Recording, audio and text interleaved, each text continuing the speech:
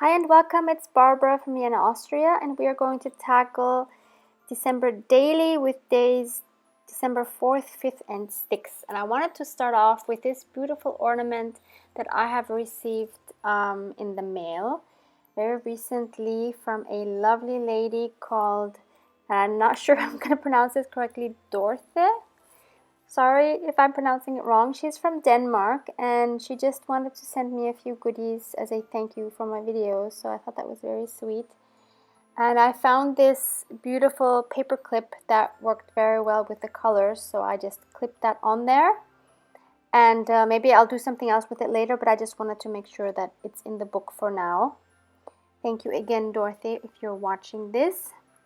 Next, I wanted to use this cute image of, I guess, Mrs. Claus, I would think it is, from a Serbian children's Christmas book. And since the image was too glossy and too big, I printed it out on some sketch paper and then cut it out. And I thought of getting rid of the writing, but then I thought it's nice to have some Serbian writing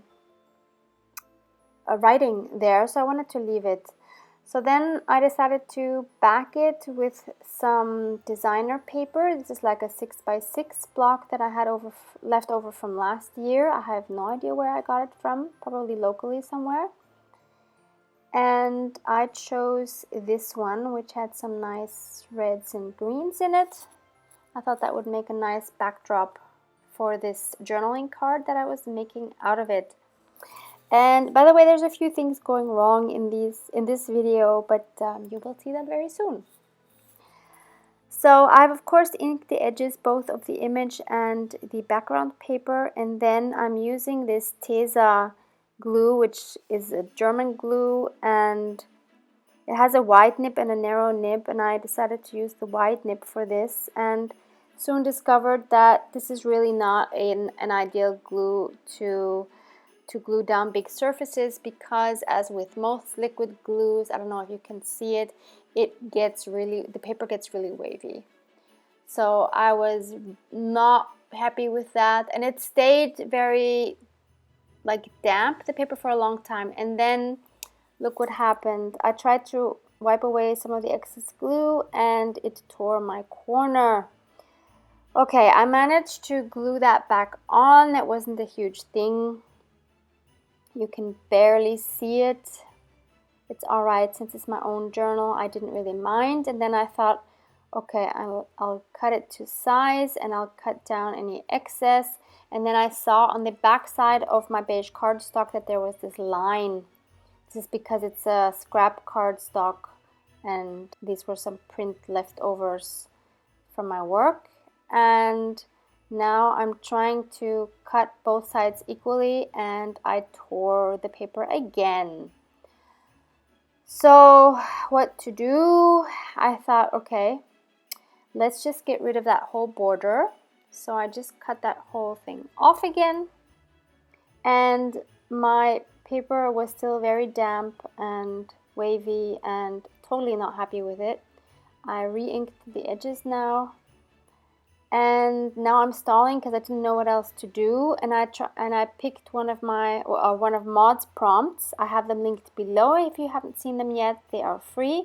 I chose number 25. Can you enjoy a moment of silence, and how does it make you feel? I like that one because silence is very important to me, and so that is what I'll be journaling on the back about. And what I wrote is, moments of silence are vital for me. If I don't get them regularly, I get annoyed and irritated. I'm very sensitive to noise, which some people find hard to understand.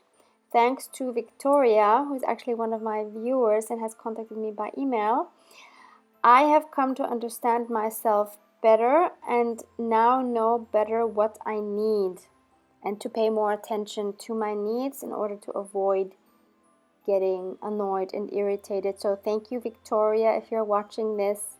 You have introduced me to a new world of understanding myself, so thank you so much. So then I inked up the back side. I checked off the prompt so that I would know that I've done that one.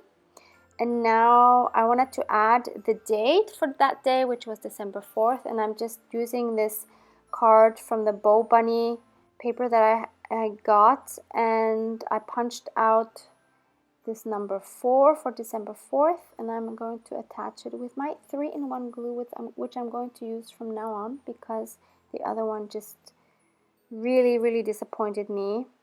I mean, it might be fine for small areas, but for bigger areas, total no-go.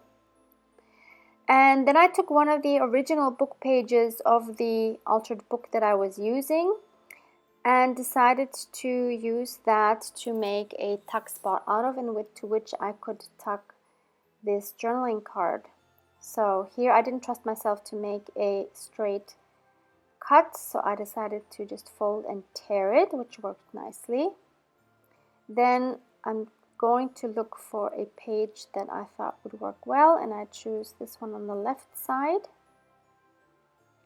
I am again, of course, inking that up. And then I took this border, which was also in my Christmas box from last year, and this was from a Happy Mail, and I really love this border punch so much. And I'm trying to figure out how best it would look, and I think this is what I choose. So I'm just going to use my 3-in-1 glue. By the way, I have that linked below if you can't find it locally. It is an affiliate link, which shouldn't really matter to you because it doesn't cost you more, but it gives me just a tiny bit of what you pay for it. So, and now I'm using the same glue to glue down my tuck spot. And finally, I'm going to stick my journaling card in there. I'm still kind of trying to straighten it out. And there is a close-up of the card. It's quite cute. I mean, this Mrs. Claus is very sweet with her tea. I thought that went well with the topic of silence. So next day, December 5th, I'm going through Renee's flow journal that she had sent me a while ago. I have a whole separate video on this flow journal in case you missed it and are interested. I have it linked below. So I'm just trying to see what could inspire me for today's page. And I find this 5 on a flashcard, and I thought that would maybe work out well since it was December 5th. And I'm just seeing if there's anything else that might spark my fancy.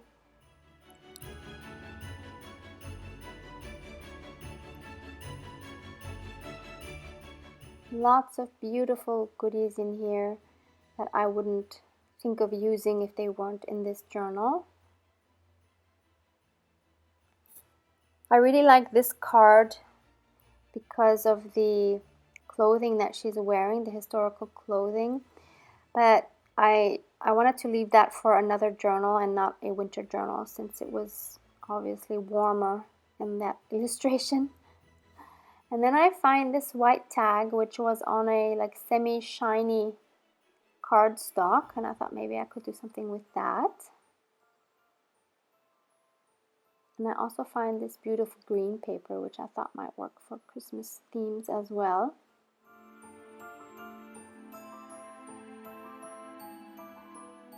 And that is all I took out for now. So I first took this tag in my hands and I thought I could do something with that, and I decided to go through my embossing folders and found this one that says Merry Christmas. I know it's hard to see, but you'll see it a little better later. And I thought, why don't I try running this tag through that and see how that looks and see what that does. And so I did that, and that was actually quite nice. You can see it there.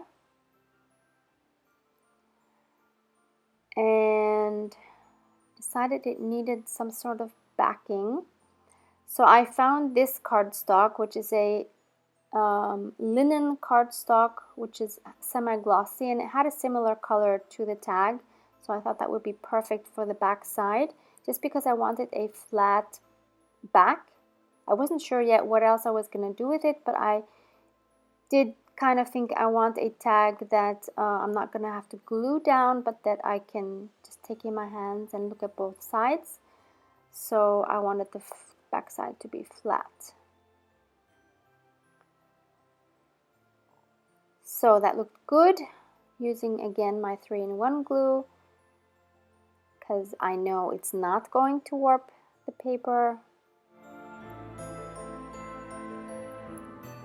So those are glued together, and then I thought, why don't I take out my still unorganized, unkonmaried drawer for lace. If you would like to see me organize my lace, then please mention that in the comments below. I can definitely do a video for that, like I've done with my ribbons and my scraps. I'm happy to do it with my lace as well. And now I'm trying to look for elements that would work with this tag, because it was missing something, but I wasn't sure what, and I thought lace might work. So I'm going through different options, seeing what I think might work. This drawer is an absolute mess. I can't find anything.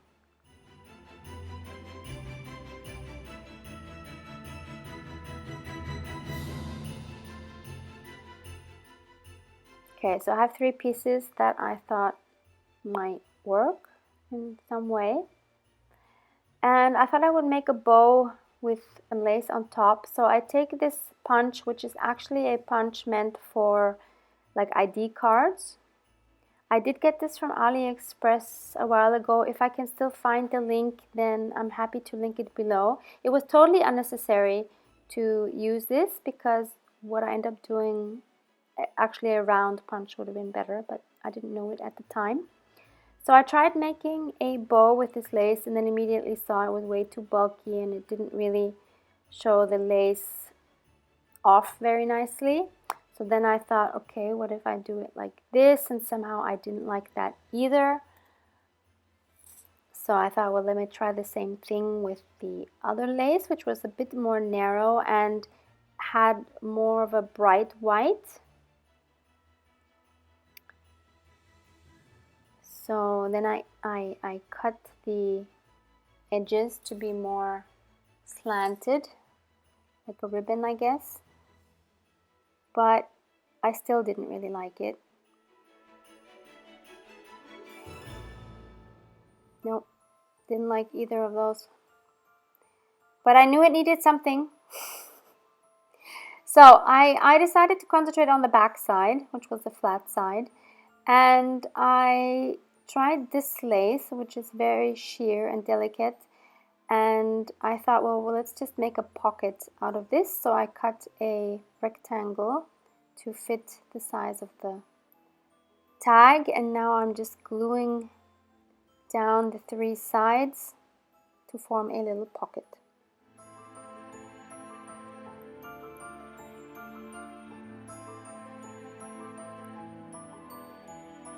So, and when you have a pocket, you need something to put inside. So I found these cards in my box from last year. I have no idea where they came from. And some of them have a size that kind of work with this tag. I just had to cut down the sides a little bit to make it fit into that pocket.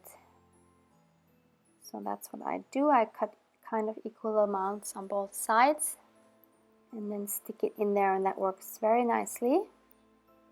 So it says peace and joy. Okay, next I turned my attention back to the front, and it still needed a ribbon or something, so I went to my beautifully organized ribbon drawer, and I have that video linked below if you want to see how I organized it and you haven't seen it yet. And this is one of the beautiful Avril yarns that I have. This one came, I don't remember now. Oh, I think this is from Miyuki, actually, from my Japanese friend Miyuki. So I think that's much better with this tag. I really like how that looks. And then I also wanted to journal on the back side of this little card. So this red was too dark for me to journal on, so I used the same semi-glossy cardstock, and I'm going to glue that onto that red back. And then I'm looking for another prompt, and I choose this time, let's see, which one is it? It's number 17. Describe your favorite walk in the woods, park, or town. And that was an easy one because I definitely had a favorite walk. And so I'm writing, my favorite walk was with my best friend last summer in Germany near Chiemsee, right by our Airbnb.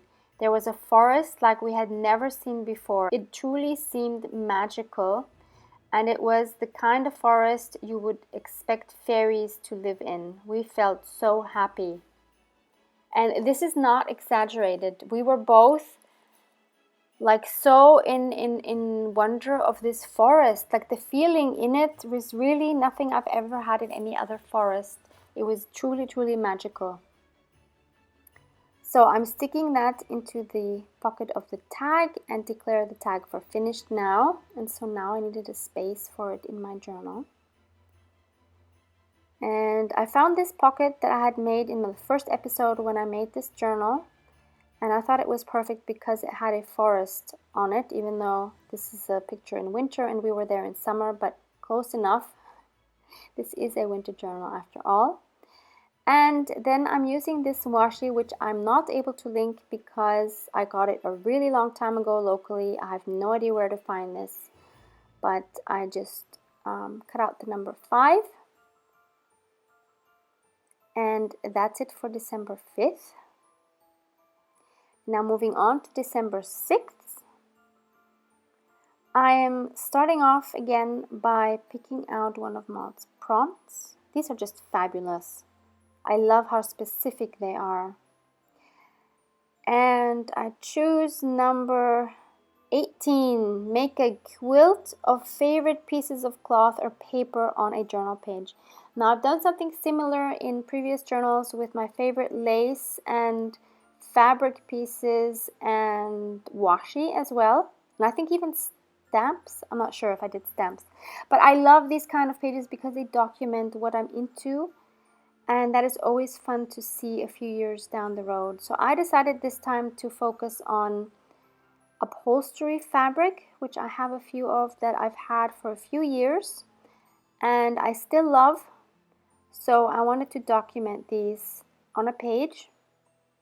And what I'm doing here is I am choosing 6 different ones to go on my page. Not taking that one, but I love this one, for example. It's so, so beautiful. There is a fabric store that we have on one of our main shopping streets, which is Maria Hilferstraße. And I haven't been there in a long time, but in the basement they have a pretty good selection of upholstery fabric. And I think the lady there hated me because I wanted like 20 or 30 centimeters of each of these fabrics, and that's a lot of work because these things are very heavy. So she was not happy that I didn't take a lot, but I took many different ones, so it was a lot of work for her. So I took out this neon colored pencil. It's a regular colored pencil, but I actually ended up not using it. Usually I would use this instead of a chalk piece to just mark where I want to cut it, but actually I didn't need it. I just eyeballed the first one to see what size I wanted. So I knew I needed 6 pieces. So I thought that's a pretty good size and decided to just use that as a guide for all the other pieces. So I'm using my pinking shears to make sure that they don't, what's the word? I forgot the word. You know what I mean when the thread comes off on the sides. I also love this golden one. It is so nice, and I think this is the last piece I might have of it. I need to go see their fabrics again. I don't use them a lot anymore. I used to use them also for covering traveler's notebooks or traveler's notebook inserts. And I love these so much.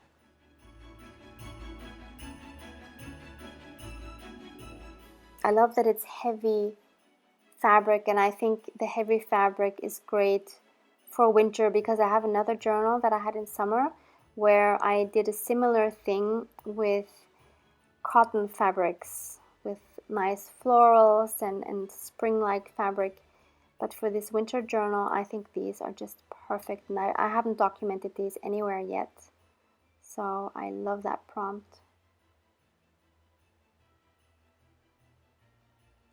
So we got 5 pieces, one more to go, and this one actually is the only one that I got at the flea market here, and I got a huge curtain piece with this design, and so I have a lot of this. And I don't know if this design used to be more vibrant or not, but this is what it is now, and it's fine. So now I'm just rearranging them a little bit to be in the sequence that I think works best, and this is what I go for. So then I'd show some embroidery thread, and this is my lovely needle book that Maud had made for me a while ago, and it's so adorable. So I'm taking the biggest needle I have out, which maybe wasn't the smartest idea, but yeah, I'm not an expert sewer. And I have these different embroidery threads, which I thought would, which I would use depending on which color the fabric has. So I start off with this golden one, and I also wanted to show you, this is a little scissors case that Maud included as well. How adorable is this? Look at these gorgeous beads, especially this cute one, this like babushka kind of bead. It's just, it's so cute. So that stores my little scissors. And now I'm going to hand sew all these pieces onto the page, which turned out to be a bit more difficult than I had anticipated, because of course sewing through paper, and then I realized I couldn't actually use that page because it had something on the back side. So I ended up sewing it onto the opposite page of where we worked on the last episode of this cute card, and I thought that was actually perfect because both involved sewing. And on the back of this journaling card I wrote about a channel I've been obsessed with by Bernadette Banner, who does a lot of hand sewing on historical clothing. So I thought that was just perfect to go there. And then I didn't really know how to finish it off, so I just kind of went through all the loops in the back, and then I made, I think, a triple knot to secure it. Yeah, I didn't really know what to do there. So that's the first one on it. And I deliberately wanted to hand sew it because I wanted to experience the calmness of doing a task like this, something that is repetitive, something that is, that doesn't require a lot of thinking. And I wanted to enjoy the process of hand stitching rather than being impatient and just wanting to get it done and just think about the finished project. I deliberately concentrated on enjoying the actual stitching, and that was somehow very therapeutic. And for this one, I didn't have the feeling it was secured very well, so I decided to just take some tape and tape those down to make sure they don't come off. And anyway, the back will have to be covered with something anyway, so that's the second one.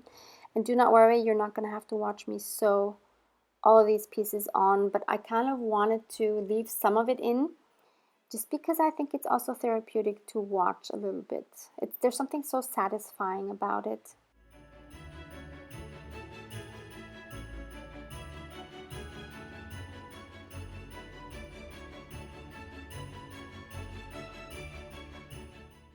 And of course I made it harder for me by having a different color basically for each piece, you don't have to do that. If you have just one color, you don't need to have as many steps as I'm going through, but I kind of like that they have different colors. I think it's cute.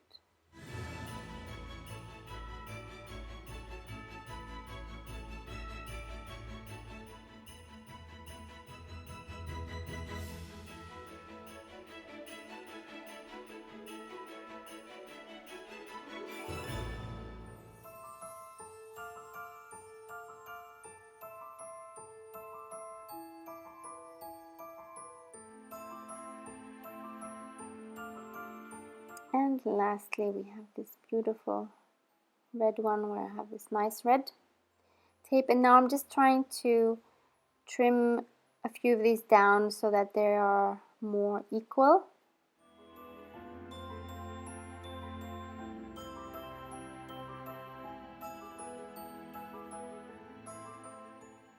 So there's my 6 pieces. And here I just want to show you, this was one of the cut-offs. I just want to show you how nice they look as tabs as well. I've done this on some of my TNs and they're just lovely. And this is where I keep my scraps of these kind of fabrics. So I just have them in my jar. And I just have a lid where I cut out a round piece and stuck on top with some glue, and that's it. And I think it's cute. So now I'm taking some coffee dyed paper, and I'm using my Recollections clickable alpha set stamps, which I haven't used in a long time. I bought these in Michael's in the US. You can find affiliate links for them down in the description box as well. They have these, and they have the ones with the numbers, which you will see later as well. So I just spelled out the word favorites, and I'm using my espresso truffle memento ink, which is almost like black but not quite. And I'm going to use that as my title for the page. Now I'm using my tearing ruler, which I have 2 different links down below as well. One I think is even from eBay. And I'm inking that up, and that's going to be my title. And then I took a brown colored pencil to make it look like I have stitched all around it, and that actually came out quite cute. Using my 3-in-1 glue, gluing that down. I think it looks cute. And on the bottom, I just decided to write down where I have these fabrics from.